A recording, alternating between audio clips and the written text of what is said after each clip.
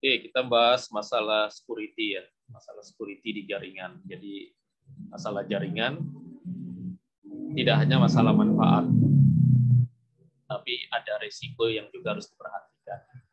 Jaringan udah jelas, manfaatnya apa? Manfaatnya sharing.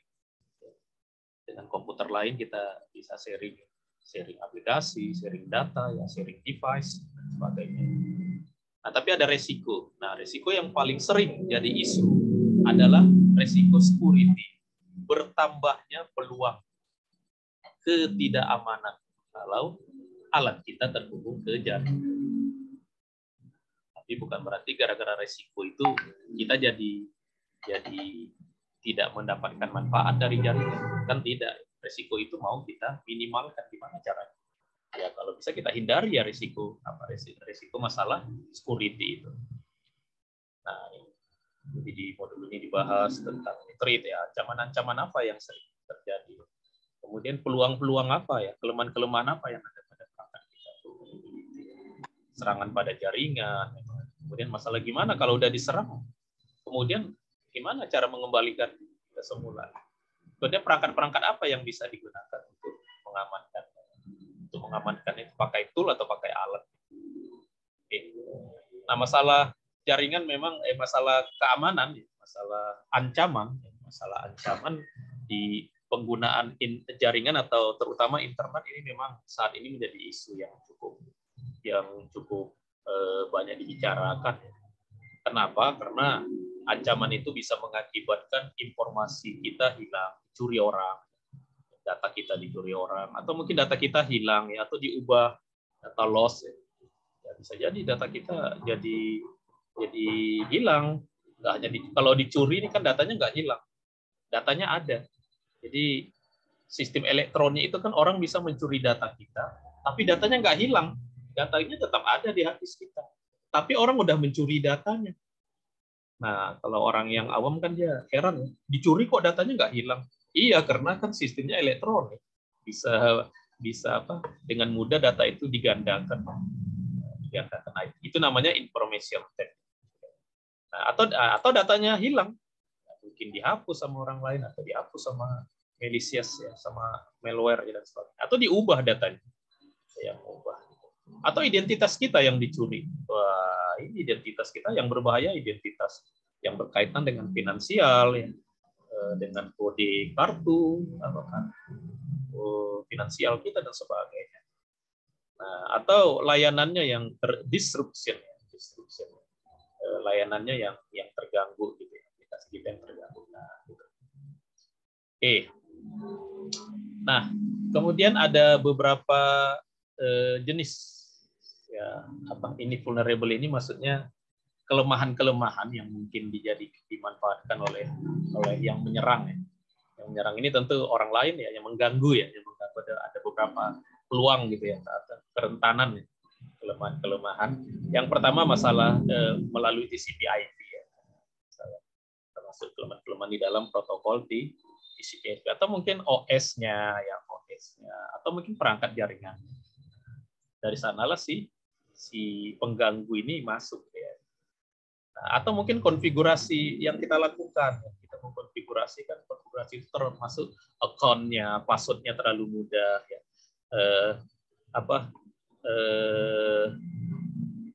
Selain passwordnya terlalu mudah ya, yang menjaga juga ya, kadang-kadang kita harus ke user kita juga ya. Atau mungkin sistemnya, tool autentikasi yang kita gunakan sebagai masalah konfigurasi ya, juga bisa mengakibatkan jadi rentan perangkat kita. Nah, kemudian policy ya, aturan yang berlaku di tempat itu atau kebijakan yang berlaku di tempat itu seperti apa ya? Siapa yang boleh menulis ya?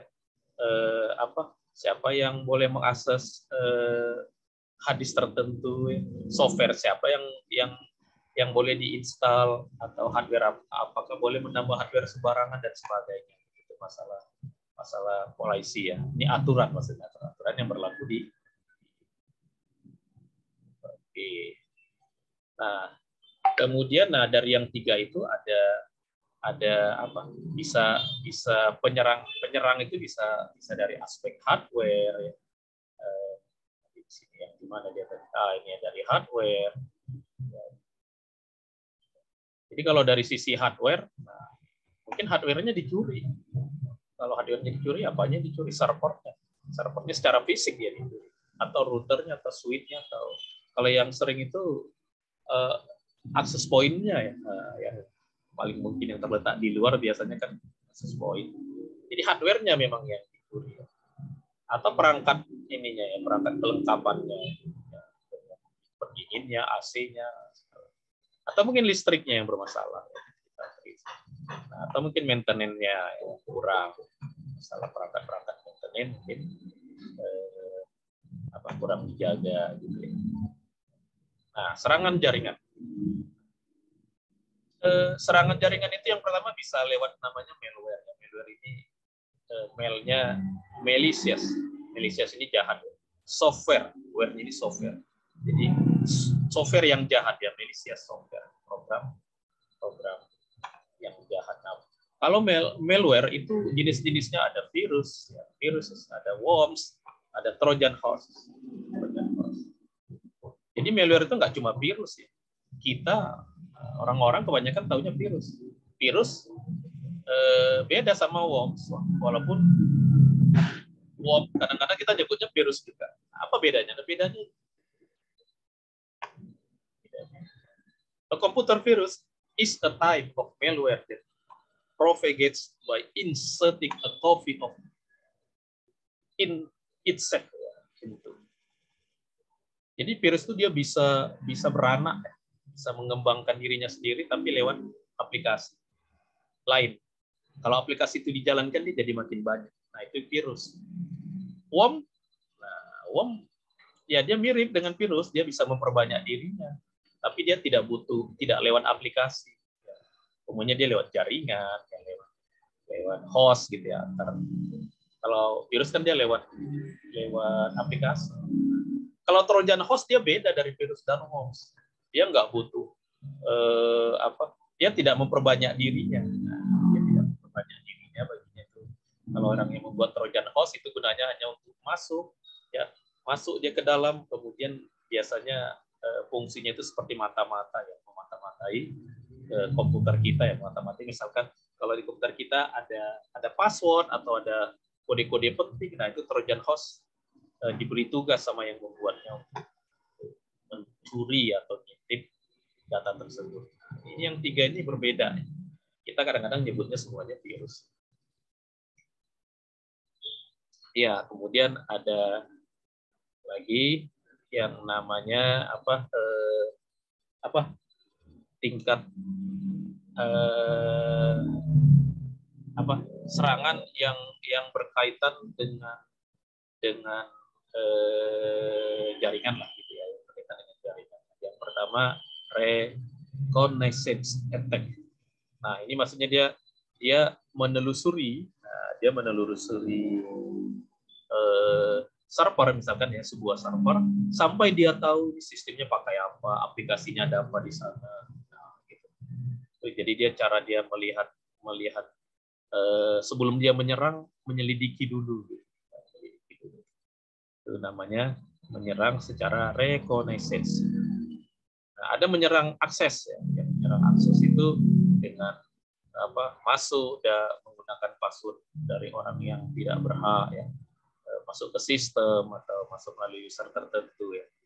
Kemudian ada denial of service. Nah, kalau denial of service ini mengganggu jaringan yang tujuannya supaya sistem nggak bisa digunakan, sistem berhenti, server jadi hang dan sebagainya. Itu namanya denial of service.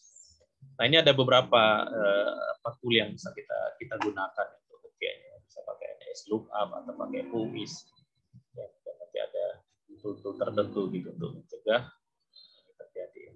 Nah, kalau dari segi ini serangan pengaksesan biasanya password yang paling pertama ini passwordnya apa gitu.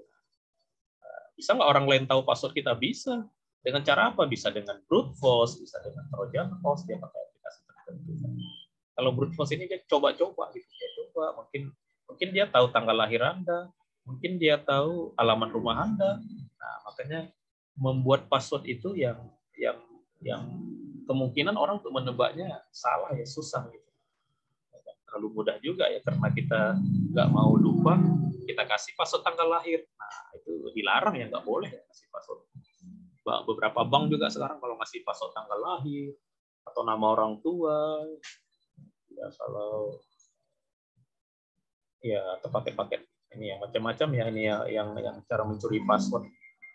Atau bisa juga dengan mengeksploitasi trust ya, trust eksploitasi ya. Jadi dia bisa dengan cara berpura-pura ya seperti user tertentu padahal bukan.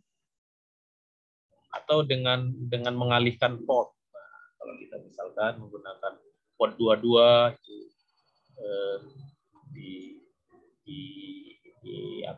dialihkan gitu ke port yang lain. Atau bisa juga dengan menyadap dari tengah. Jadi kalau ada satu server yang satu client, nah dia di tengah-tengah di antara dua itu dia hadir dia di tengah-tengah gitu yang tidak diketahui oleh kedua belah pihak yang sedang berkomunikasi. Ada serangan yang cukup ini ya, yang akhir-akhir ini cukup banyak terjadi ya, namanya DOS ya, denial of service. Jadi denial of service itu misalkan sebuah server seolah-olah yang mengaksesnya banyak, padahal nggak banyak. Kenapa bisa seolah-olah banyak? Karena diganggu pakai serangan yang namanya denial of service ya, dengan cara macam-macam dia bisa pakai tool tertentu. Ya, seperti memberi perintah ping. Nah, kalau sebuah server kita ping itu dia sebagian resource-nya udah terganggu. Coba kalau yang mempingnya ada 1000. Ya, kok bisa Pak orang memping 1000? Ya mungkin pakai program sehingga seolah-olah server itu sibuk untuk meladeni perintah ping tersebut. Maka ketika orang lain mengakses server itu, servernya jadinya berat atau mungkin hang, berhenti sama sekali. Itu namanya denial of service ya. Denial of service sekarang yang lebih berbahaya lagi yang di ujungnya D ya, distribute ya. Yang menyerangnya tidak hanya dari satu host tapi dari host lain. Nah, host lain itu juga dia kena malware yang dipasang untuk menyerang sebuah server. Jadi seolah-olah server atau alat kita gitu menjadi terganggu gitu. Itu namanya zombie ya. Oke, nah ini nanti ada nanti ya dikasih paket tracernya. Nah, gimana caranya untuk mengatasinya? Nah, inilah perangkat-perangkat untuk mengatasi. Bisa pakai VPN, pakai firewall, ya IPS, ESA, atau dengan A3 server ya, EEE server. Nah, yang pertama backup ya. Kalau datanya penting itu rajin-rajinlah membackup data ya, ada atau ada tempat backupnya ya, ada tempat lain data itu mungkin setiap hari atau tergantung kepentingan dan banyak datanya lah, mungkin setiap minggu dan sebagainya gitu kita membackup data kita ya. Biasanya backup itu dilakukan tidak di tempat itu juga ya, biasanya di backup ke hadis yang lain atau yang lebih tinggi lagi backup itu ke lokasi yang lain, di remote ya, di backup ke cloud, ke tempat yang kita anggap lebih ini. Nah, jadi backup ini sangat penting ya, kalau ada kejadian apa-apa kita bisa mengambil data kita di backup. Nah, jangan lupa kalau itu setiap perangkat itu kalau memang ada dari vendornya ya, dari perusahaannya ada anjuran di upgrade atau di update patch-nya ya harus di update, karena kebanyakan tujuan mengupdate software itu tujuannya untuk meningkatkan security. Karena celah tertentu sudah diketahui oleh para penyerang, maka si software ngasih patch-nya ya, patch file ya, yang kalau di Windows namanya patch ya, yang tujuannya untuk menutup celah penyerangan. Kan Anda pakai Windows ya, kalau Anda rajin mengupdate Windows Anda itu, untuk Windows sekarang itu sebenarnya udah cukup kuat ya security-nya ya, apalagi ada antivirusnya juga ya Windows ya. Sekarang itu tuh diakui orang udah cukup baik ya. Jadi kalau yang pertama rajin mengupdate, yang kedua aktifkan itu security di Windows-nya dengan antivirusnya. Defender ya, apa namanya? Antivirus di Windows ya, nggak perlu pakai Windows antivirus pihak ketiga bahkan kalau Anda pakai Windows. Oke, nah ini ada yang 3A tadi itu adalah authentication, authorization, accounting. Authentication itu maksudnya ya kayak pakai menggunakan password tadi. Tapi sekarang authentication tidak hanya pakai password, bisa pakai kartu, bisa pakai sidik jari. Itu namanya authentication. Kalau authorization, nah setelah masuk dia bisa ngapain? Nah itu juga diatur. Yang pengaturannya namanya authorization. Ya boleh ngapain gitu. Nah, ini kalau accounting berarti setiap kegiatan yang dilakukan itu tercatat. Accounting tercatat. Oh tadi ada yang masuk login ke server jam sekian, ada yang ini, ada yang melakukan ini gitu. Nah itu server yang baik itu dia akan melakukan ketiga-tiganya, authentication, authorization, accounting. Authentication, who are you? Wah, jadi ditanya, kamu siapa? Oh ini buktinya nih saya kan masuknya pakai ATM. Nah, itu kartu ATM itu alat authentication. Nah, kartu ATM. Authorization, apa yang bisa Anda lakukan? How much can you spend? Apa yang bisa dilakukan? Gitu ya. Accounting,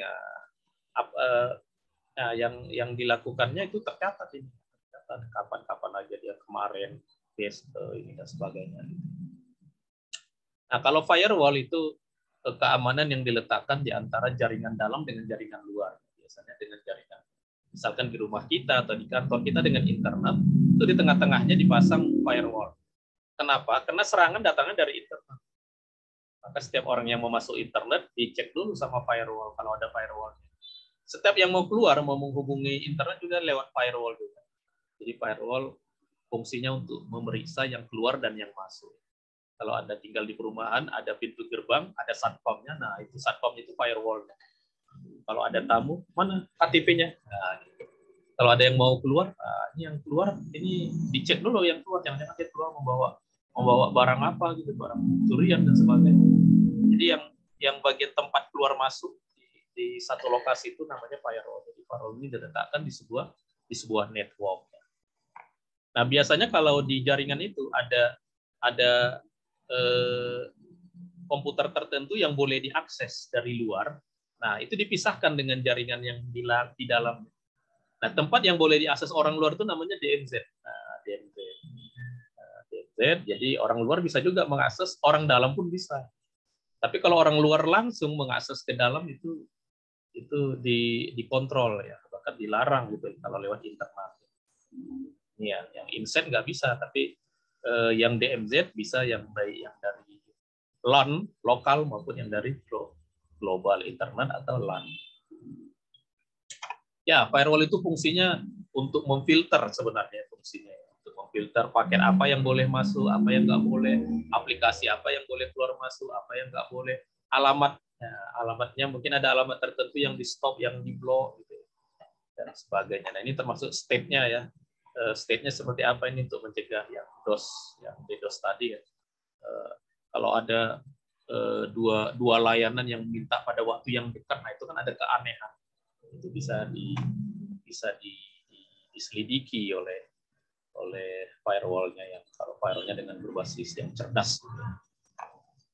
Oke, nah termasuk di perangkat masing-masing itu harus dicek juga ya perangkat masing-masingnya. Nah, oke, nah kalau di Cisco juga punya beberapa perintah untuk mengamankan ya, perangkat-perangkat Cisco itu fasilitas keamanannya cukup lengkap ya. Ya misalkan ini di konsol kemarin ya, ini bukan konsol ya, ini kalau kita mau mengakses dari LAN, nah ini bisa kita kasih nih passwordnya dienkripsi, minimalnya berapa gitu. Jadi perangkat-perangkat Cisco yang lengkapnya punya fasilitas security yang lebih lengkap gitu. Tidak hanya kalau kemarin kan kita kan cuma pakai password secure ya. Nah, tapi sebenarnya Cisco punya beberapa fitur yang bisa membuat sistemnya lebih kuat ya, lebih aman gitu ya. Oke. Nah, kemudian ini SSH tadi. SSH ini kan sangat penting dan sangat krusial ya, karena dengan SSH sebuah komputer bisa diakses dari luar. Dari luar itu bisa dari ruang sebelah, bisa dari gedung sebelah, bisa dari kota lain, bisa bahkan dari negara lain. Jadi kalau ada orang lain negara lain bisa mengakses komputer lain, itu pakai SSH dia nama aplikasi. Nah, makanya SSH itu punya beberapa mekanisme supaya SSH kita itu benar-benar aman. Yang ini Nah, kemudian tidak semua aplikasi juga yang dihidupkan ya. Kalau misalkan kita menginstal sebuah OS server, dia sudah mengaktifkan beberapa port. Nah, itu port itu harus kita cek. Kita cek ya, mungkin ada port yang nggak perlu terbuka. Kalau ada port yang nggak perlu terbuka, nanti terbuka bisa dimanfaatkan oleh orang yang berniat jahat ke sistem kita. Oke, ini SSA nanti ada prakteknya. Ya, ini nanti juga ada latihan untuk di modulnya.